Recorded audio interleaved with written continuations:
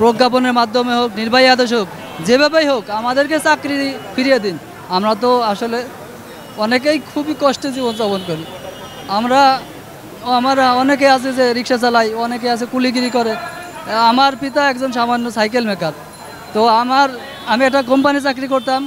বিগত 6 মাস আগে যখন পুলিশ হেডকোয়ার্টার আমাদের দরখাস্ত জমা নিল, আমি সেই আশ্বাসে আমার চাকরিটাও এখন চলে গিয়েছে।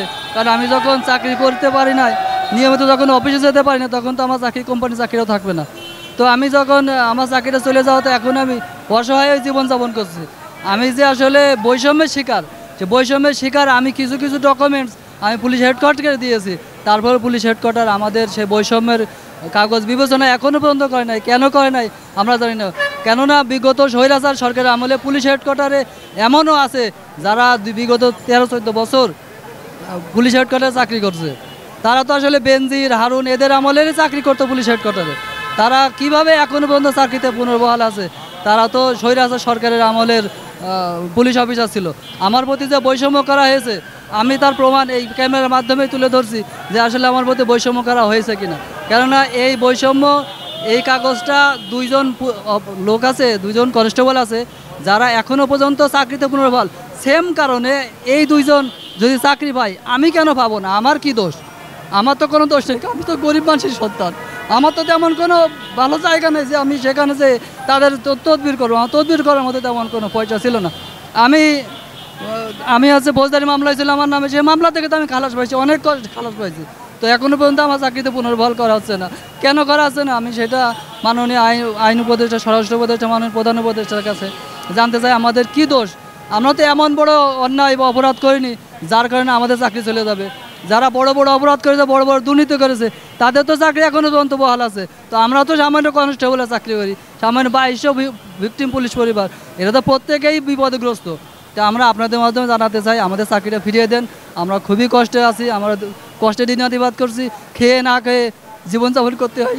এমনও আছে যে আমাদের সন্তানের পড়ালেখা পর্যন্ত খরচ চালাতে পারি না। আমরা কোনোরকমভাবে জীবনযাপন চালিয়ে যাচ্ছি।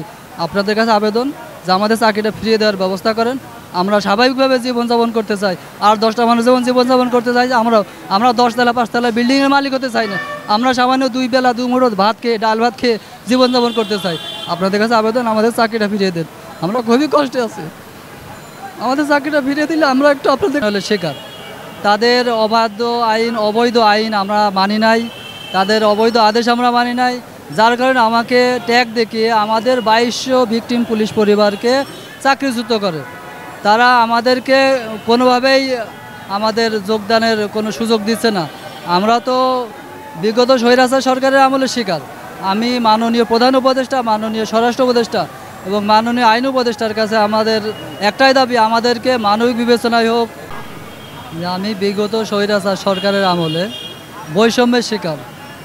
আমাকে 2014 সালে আমাকে চাকরিচ্যুত করা হয় মুক্তিযোদ্ধার ভুয়া ট্যাগ দেখিয়ে। আমি মুক্তিযোদ্ধার পোষ্য, আমাকে ভুয়া প্রমাণ করে আমাকে চাকরিচ্যুত করে। বাট আমি যখন কোর্ট থেকে রায় নিয়ে আসি যে আমি আসলে ভুয়া না, তারপরও আমার ইউনিট আমাকে চাকরিচ্যুত করে।